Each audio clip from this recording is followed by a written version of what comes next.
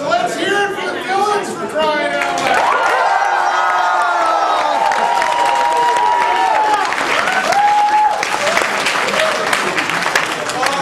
Oh, we will. Okay.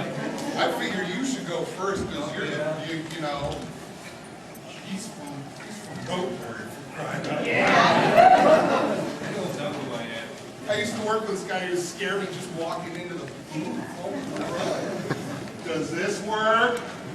No. There we go with big voices. Okay. Hi, I'm Vernon Wells. I played Rancic in Time Bosses.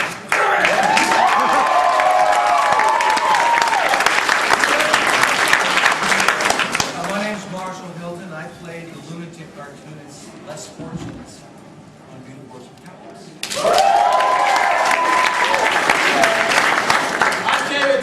I'm King Mondo in Power Rangers Zero. Eddie Wayne, I played Vito Revolto, Jin Drax.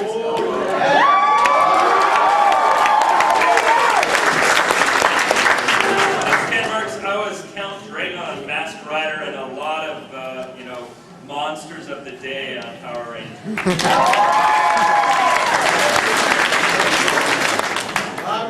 Neil Kaplan, played lots of villains of the day, but I did enjoy a couple of seasons. One was Gluto, the sidekick on Time Force. And probably my favorite villain that I've ever played was the heroic Diabolico.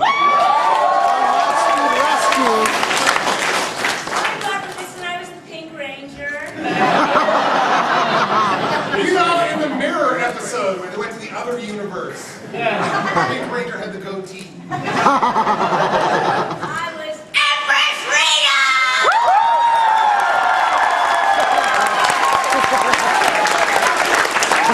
It's amazing!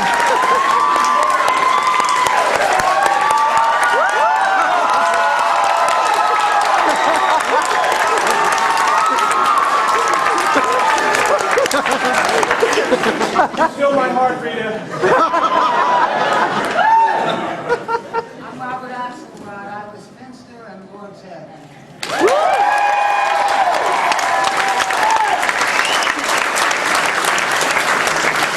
I'm Amy Roll, and I played Trakina on Power Rangers Lost Galaxy.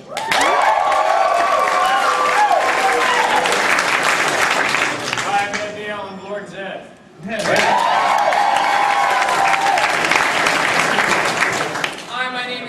I was plenty of villains of the day, but most notably, I think, Motomons. Thank you.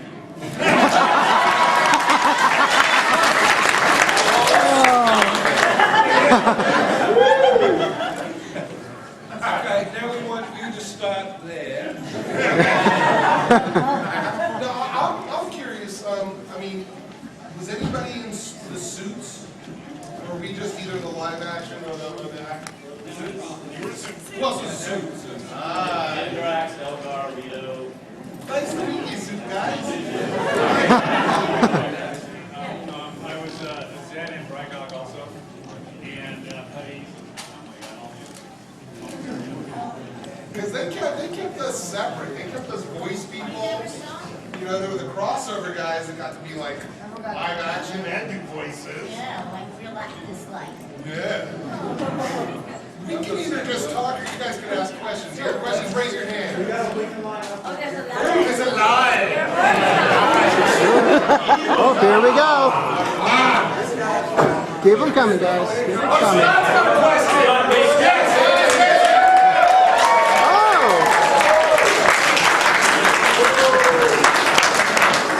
Ladies and gentlemen, Yeah, I'd be taking days of Power scouting Rangers a lot. lead villain. Scott Manchester.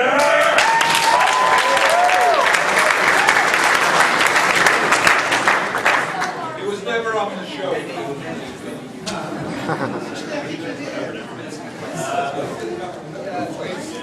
Somebody get Goldar and Scorpina.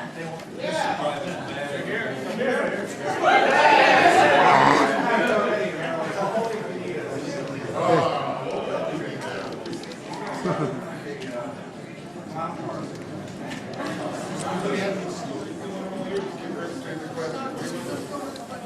you heard him. Questions? Right, first of all, I'm sorry to tell you everyone, I just lost the game. However, since you were all villains, I'm sure that you had to draw inspiration from other sources in order to flesh out the villains, in order to make it as evil and diabolical as possible. What were your sources of inspiration to take in? Driving to Valencia for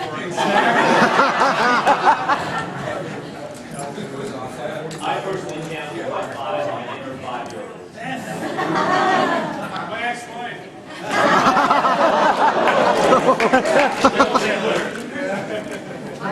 Stretch, right? was all the pretty people on TV. My inspiration, my inspiration was all the pretty people on TV who were getting the work that I wanted. Now was my chance to get them back. My inspiration was going through menopause.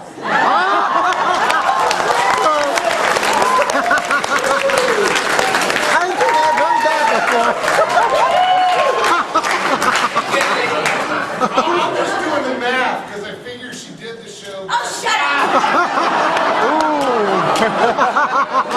Early menopause, okay? Again? Menopause at 16 straight. Fix this! Mister!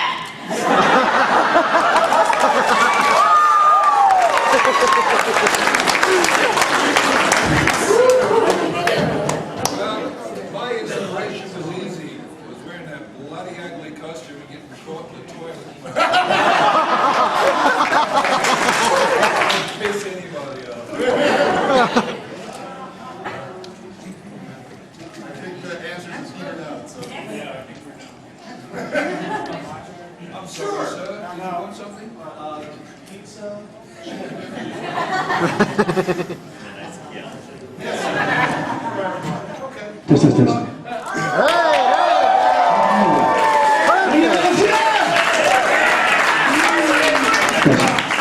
Well, one screen engineer always wins. I gotta give credit where credit is due. I got a question for everybody. Okay, I'm gonna do something. Say something like cool you said, like film. Something cool you said. Whoa! Scott, do I really have to do this again? Something cool you said on the show. That was something really cool. Are we round? You said a full line you all said. Anybody remember one? Yes, you do.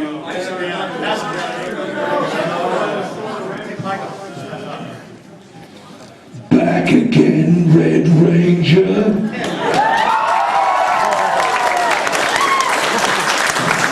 I don't know if you guys remember Les Fortunes from Beetleborgs. I'm kind of out of place here. He was, where is that damn blue pheasant?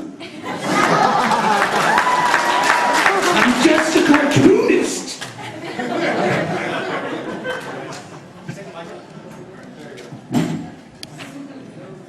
The powers of the Masked Ranger will be mine! They would have to edit all of mine out, so I can't read them. Well, no, what really evil stance?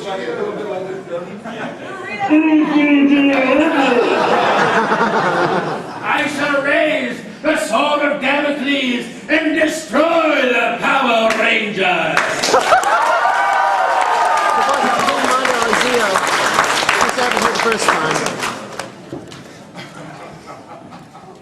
This is on my demo, so I've heard it a few times. I'll drain all the water from Marina Bay. Otherwise, I have no clue. Pretty good, though. You don't need a mic. Yes, my queen. I never get tired of it. I'll do all 4 because I promised I would. Make my monster grow!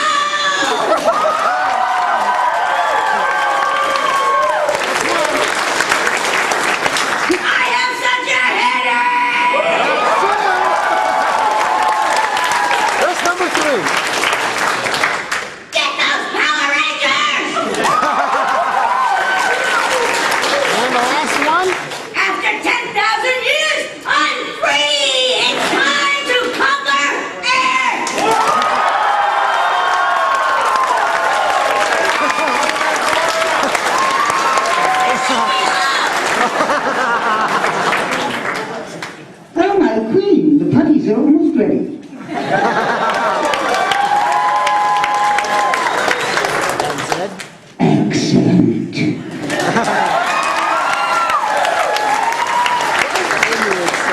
In the episode Green Courage, where I had made a deal with Damon Henderson to release our, President of TerraVenture or something after he fixed my ship, I of course broke my deal with him. He said, surprised, wait a minute, you said that you let me go. Hello, I'm evil. I lied.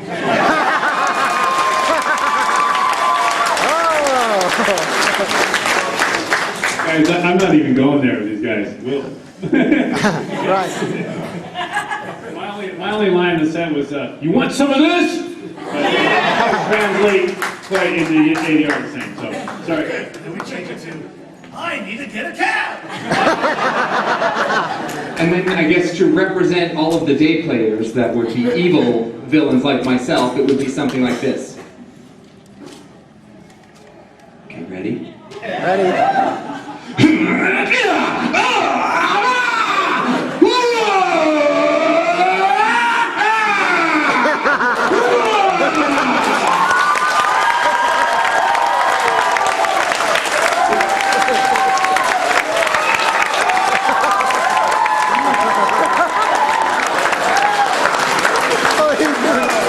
That's what $100,000 and a BFA from Cal Arts will get you.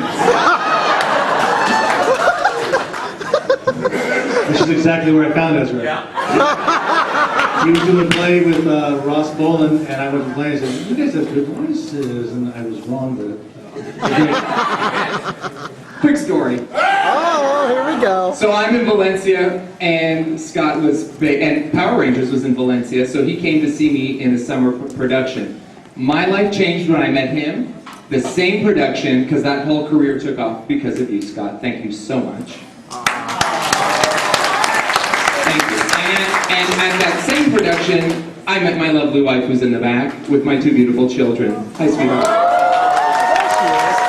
So, what's that? Yeah.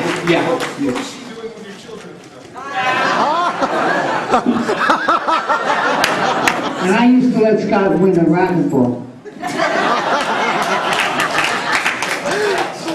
Who's next? Sir?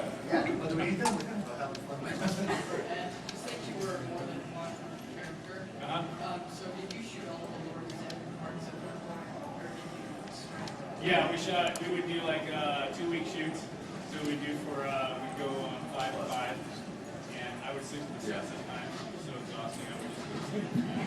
DW Dan and wake up the next morning. I'd go to sleep in my DW Dan and wake up the next morning and do more Zed and sweat. Brutal. I'd go to sleep in my DW Dan and wake up the next morning and do more Zed and sweat. Brutal. It was brutal, but it was fun. Everyone's favorite episode that in their season 4, and this is in Power Rangers. Well, I know she does. She watches the show. Yeah. You got a favorite episode. You handle this one. One of my favorites is Heir to the Throne, where Trakina gets taken out into the desert with Vilmax and becomes an awesome warrior.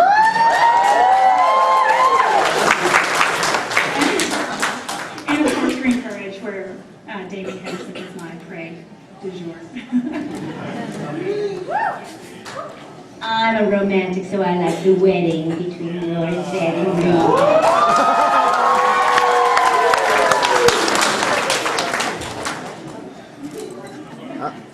Too many. I guess I like the one with the Pexters. It's the first voice I did in a show. Have fear, the Pexters here!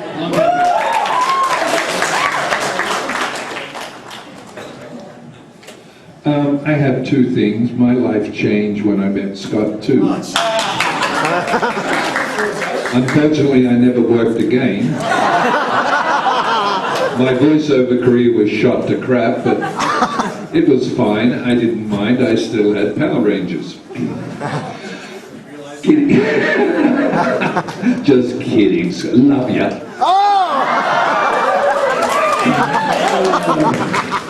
My favorite episode of Power Rangers Time Force was Movie Magic. And movie madness to you lot, but movie magic to us. That was the double episode. That was the one that I liked. I don't think I was on any of the others. Was I? I'm not sure. Did I turn up sometimes? Oh, you know, the drugs didn't kick in till a couple of days later.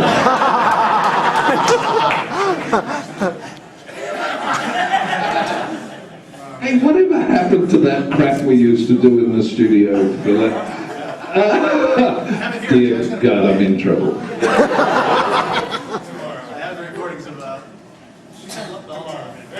Episode 237. I did over 300 something episodes, so I can't. On Power Rangers, we did 40 episodes, and I think in episode 36 or something, that was the end of season 1. So episode 37 meant our second year contract came into enforcement. So they had to pay me for the next year, even though we were only filming 4 more episodes. So that was my favorite episode.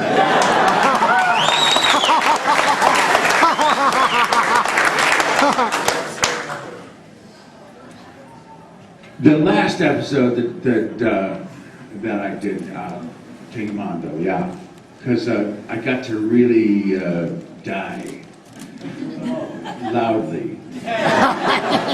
And they always wanted me to be louder and louder, but I'm a sensitive actor, you know, I'm a sensitive artist. No! Next. I was just wondering, initially looked at your script of the villain, thought it was simplistic, and saw a twist later on, maybe you realized that that villain was a bit more complex than you had originally thought. Yeah. No, actually, the first script I got with the villain in it was yeah. But after we did a couple of episodes, the writers decided to have fun with the characters, and our scripts got better, and my relationship with my daughter bordered on incest for about 12 episodes. I mean, it was... By the way, that was before there was a lot of border check. It was kind of interesting there for a little while, but no, I think all the characters in every season were complex in their own way. I mean, they always had a twist or a turn, so I think the evil guys, we always had something that we could use to make the character a little more fun. You know, it just wasn't evil. You didn't go in there and do evil thing. You had a twist, so it was fun, yeah. So there definitely was a nice little twist to the character. On the guy that I did, Les Fortunes, I kind of modeled my guy. I knew it was going to be a supervillain, and it was over the top and just crazy. And so I went back and watched the original Batman stuff. I did. I watched a little bit of the Joker, a little bit of Frank Gorsu's Riddler. And then I watched Back to the Future a couple times and took some of the manic stuff from Doc Brown. Right? Because Doc Brown was always, woo! You know, that kind of stuff. And a little bit of Beetlejuice for my guy. You know, I watched him and I wanted to slam them all together, and then just, you know, the hair, spiked hair and all that kind of was the Beetlejuice thing, and you know, and not play him so dark. It had to be, you know, villains aspire to things, all right? They just don't want to be bad. They want to be respected. You know what I mean? Right, yeah. They want to be great, and they're just willing to cross the line. Where somebody might, you know, say, nah, I'm not going to go there, they'll go there. And just try and find those guys. Just find those moments, you know, because they are people. They just make bad choices. That's what I did. Yeah, but we want to be loved too. Yeah. That's exactly it. I mean, when you talk about villains, or humanity, or people, even in classic, the kind of stuff that you do now, you know, just classic work, stuff I'm doing now, I get cast as a lot of villains. It's just the camera sees me a certain way. it's easy for me to find that dark place, a little anger or what have you. I mean, that's the life of an actor. We're told, no, you suck every day. So you get a little bitter, so you use that stuff. But you do, you know? But when it comes down to it, villains just want to be loved. Everybody wants to be loved. All humanity wants to be loved. It's just how they go about doing it, and whether or not they got any in their life, and whether or not they're going to get any more, you know?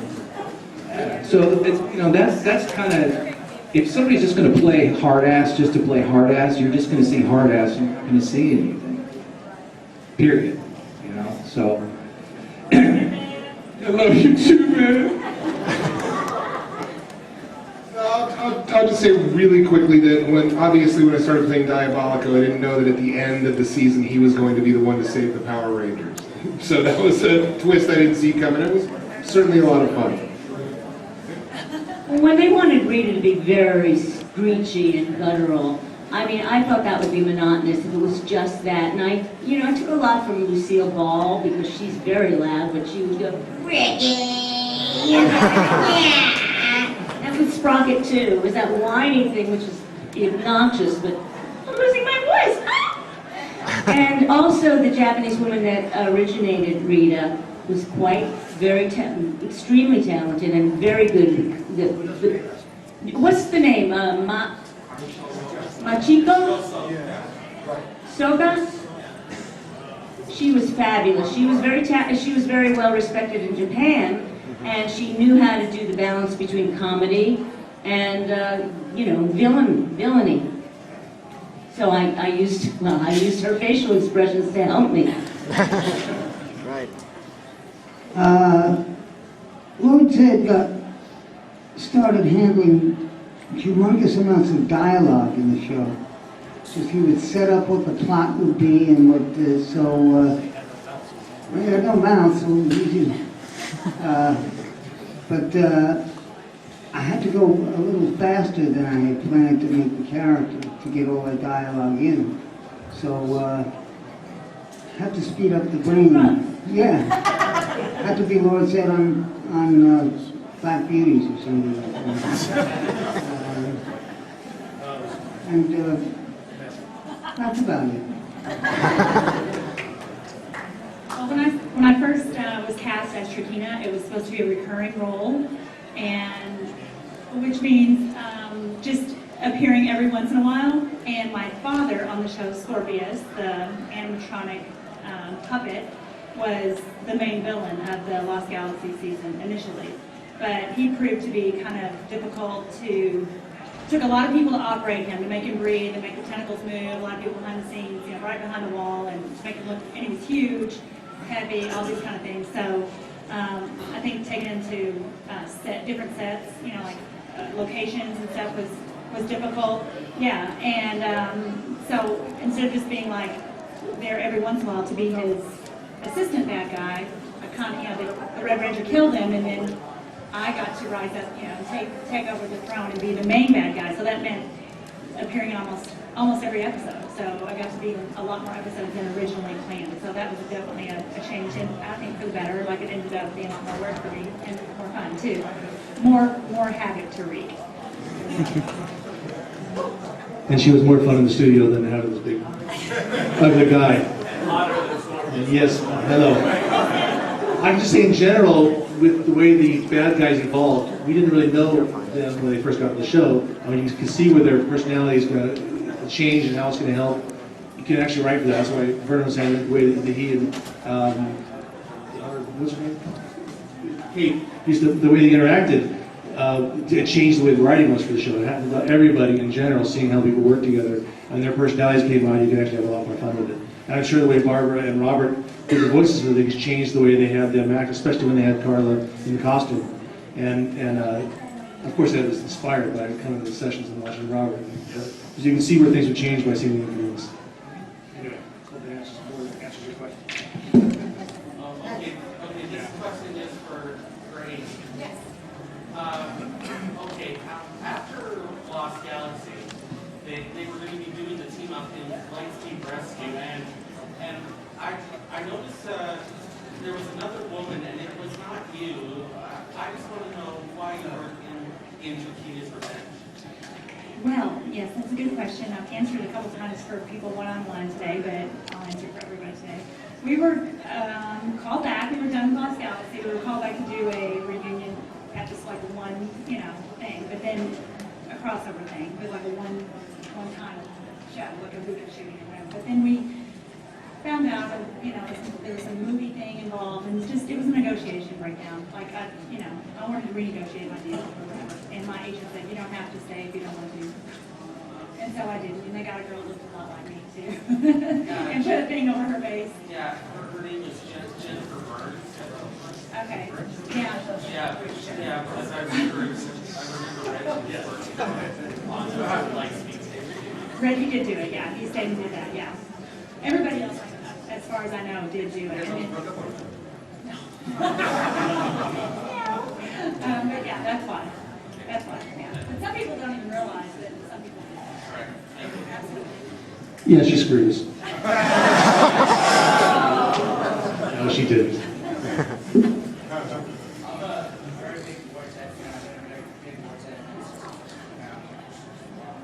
There's one phrase in the Vortex that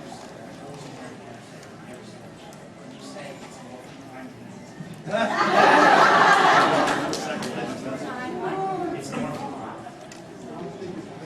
Oh my God, it's morphin' time.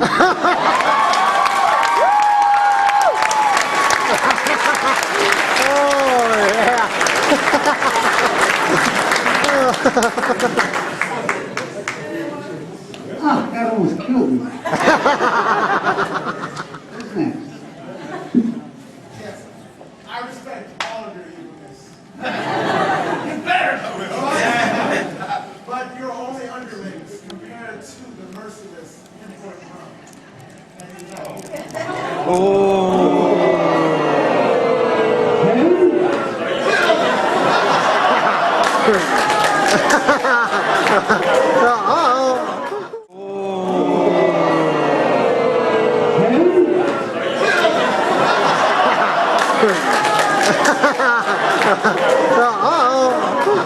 To be fair, it's not a supervillain panel, so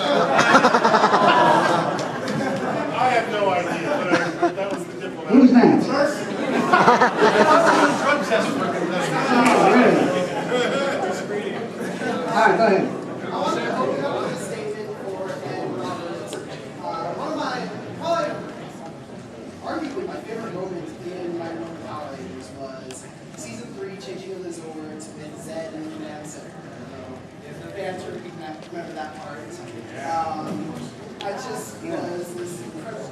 He just proved that out of all the Power Ranger villains, I do think before and after Zed is the most badass.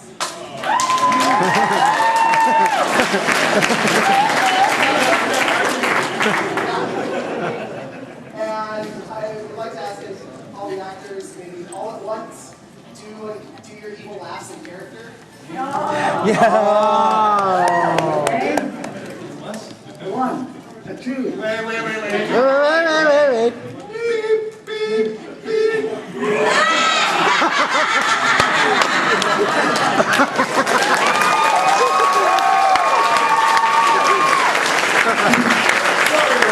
That sucked. Moving on. So this is a two-part question. I was wondering what all of you guys thought of. What type of villain was better with dealing with the Rangers? A female villain or a male villain? Ooh. Do I need to answer that? That was a good question, by the way. Who succeeded? Oh, that hurt. Nobody. That's a put down answer. Nobody.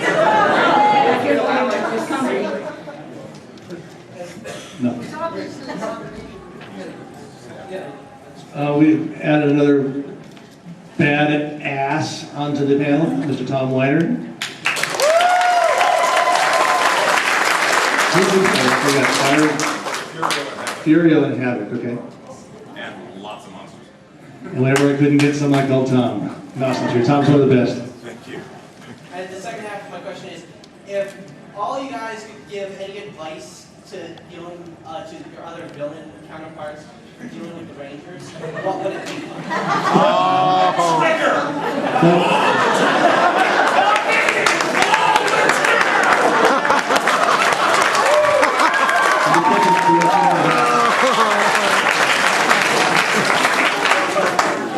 This is what I'm going to do. Shut up!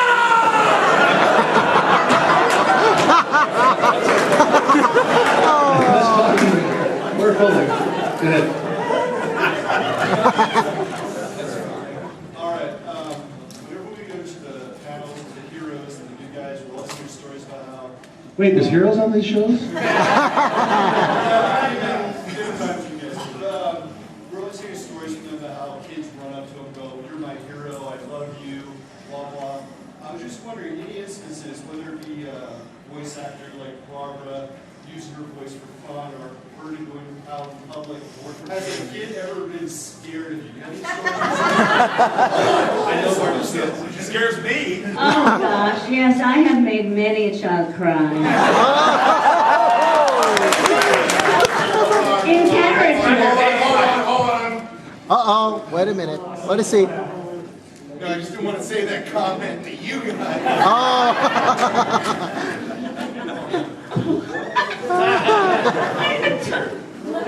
Oh, okay. No, early on when I would do Rita, and you know, the mothers would be, you know, oh, I like Rita, and then I would do the voice, and their child would be crying sometimes. And it was so sad because I had to say, and I told your kids that I was going to be loud today, so but your wife said it was okay that they're trained at this point. But I never wanted to make them cry. When I was at one point in my career in LA, even as we were working on Digimon and other stuff,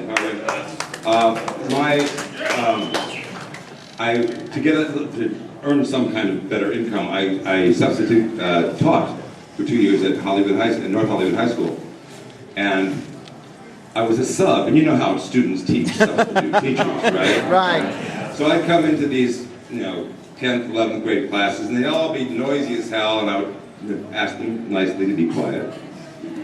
And then they wouldn't, and then I'd go, remember a show called Power Rangers? And I'd go, yeah! And I'd do this growl, and they'd all go, whoa!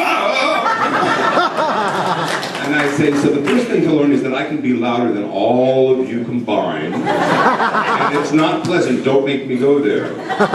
And then I said, and do you recognize this voice? We'll to digitest and find out what the Emperor is up to by next time.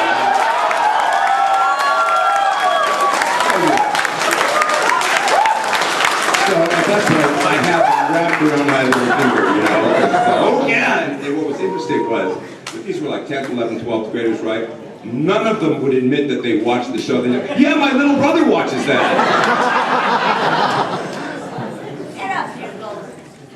Come on, Carrie, get your ass up here. That gold garden house needs signs here.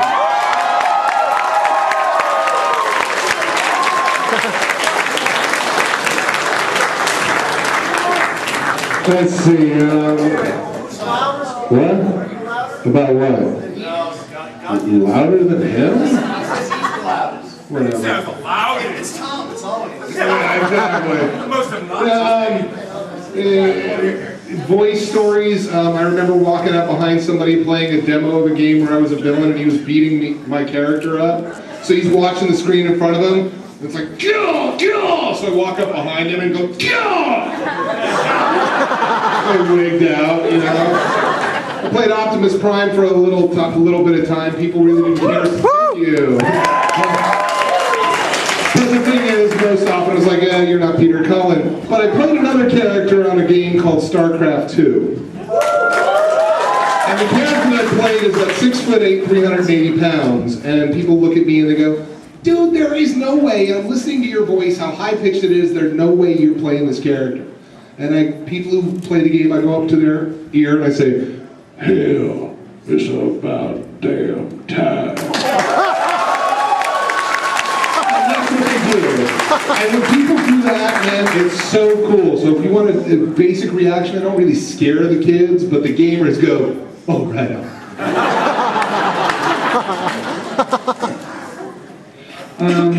Actually, I scared the crap out of Robert De Niro's kids. It's about damn time. And when people do that, man, it's so cool. So if you want a basic reaction, I don't really scare the kids, but the gamers go, oh, right on.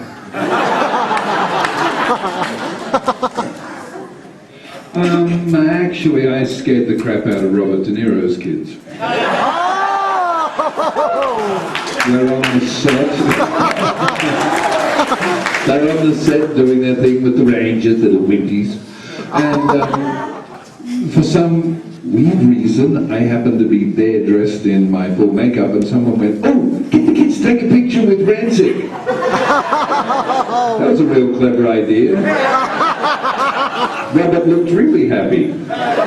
Both these kids, I think, had heart attacks on the spot. It was like, don't let me near that thing. Yeah.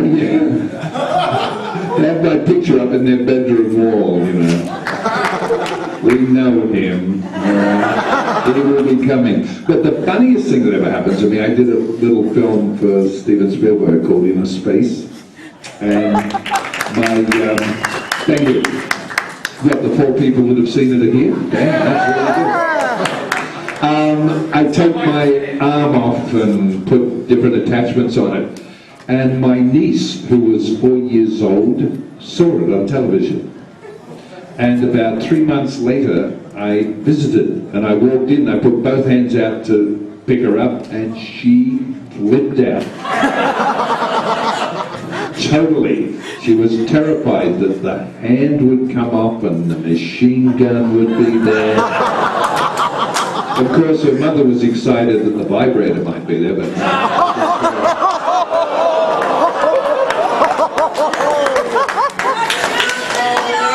Take him anywhere. Well, Carrie won't tell a story. I will tell a story about the...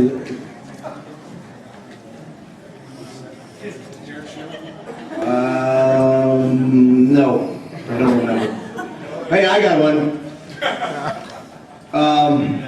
This was at the height of, what, like, you know, when it was really popular and it was new, which is what, 94, right? 94? 94. By the way, I said earlier today, I don't know how many of you realize that the first show aired 17 years ago today.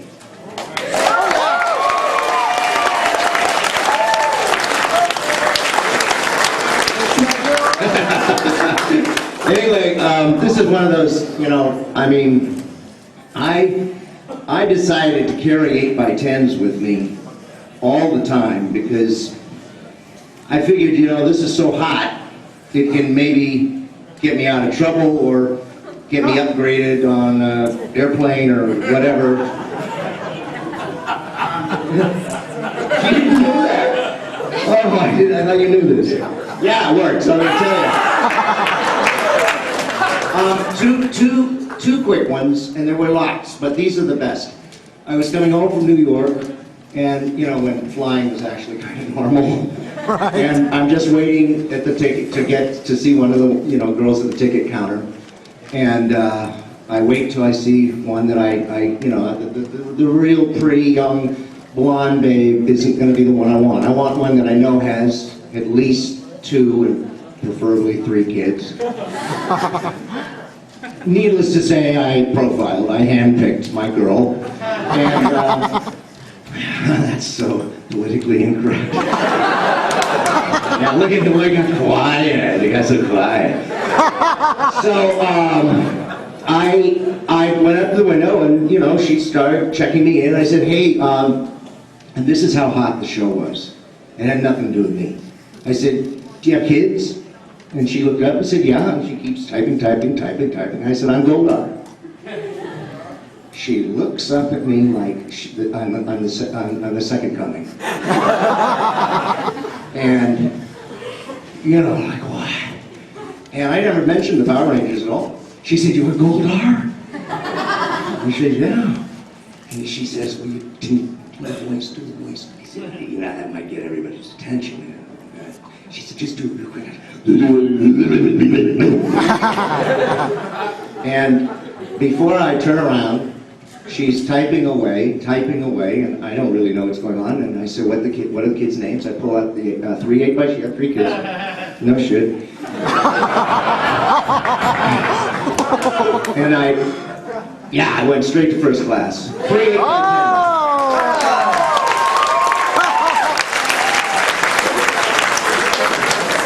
And then first class and Power Rangers. Yeah, that's kind of an oxymoron. The other one, and I'll shut up, but this is good too. I'm actually going to the beach with Richard, with Alpha 5, and we're rolling down. It's a beautiful day. We said, we're not working. We're going to go body surfing. And I was living in Hollywood Hills, and I'm rolling down Beechwood, and there's that 4-way stop at Scenic, and it's freaking rolling stop. And there sits the cop on Scenic. I'm like, "Oh, give me up, you cop." Oh, no. We're getting a ticket.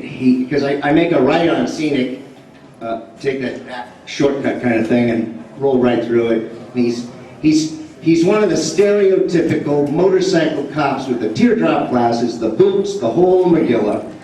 Right out of the movie. I pull over, and he walks up to the window, and I reach around, because I kept them all in the side thing behind the seats.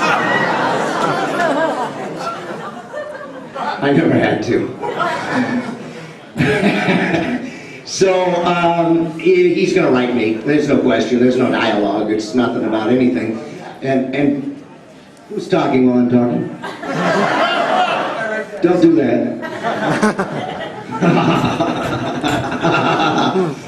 So I get out, and that's when you could get away with getting out of your car in those days. And I walked up to him and I said, "Do you have kids?" Which, yeah, I got it. And he looks me square in the eye through his teardrop glasses, and he's like, "Why?" And I'm like, "Oh, you are so on thin ice with this. This is a bribe. This is a bribe." So I simply said, "I'm Goldar." And this dude just looked at me like, "You are right there, buddy. Right there." And then all of a sudden he goes, "We're right around houses and crap. We're right in the hills." And he kind of looks around. And he gets in my face and says, "Do voice."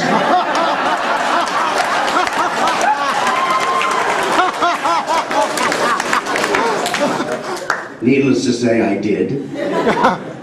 And, I'm going, "Yeah." And he's like, okay. I said, "Okay." Ticket book goes away. He walks over to my car. He had 5 kids. Now, I'm signing them, which is, every time I sign, I always put their name. So I'm shaking, because I see he's kind of looking around, and I can feel the energy. At any second, he's going to go, "You know what, we're not doing this." So I'm signing the things, your dad's great, your dad takes a bribe. Your dad's the man. Follow his, perfect dude, okay? And Richard is sitting there, like, not believing what's going on. He's just looking straight ahead, going, "I don't believe this is happening." And I signed the last one, and that was it. I'm out. I go, and off to the beach we went. So, Power Rangers has been very, very good to me. I can see that. Wow.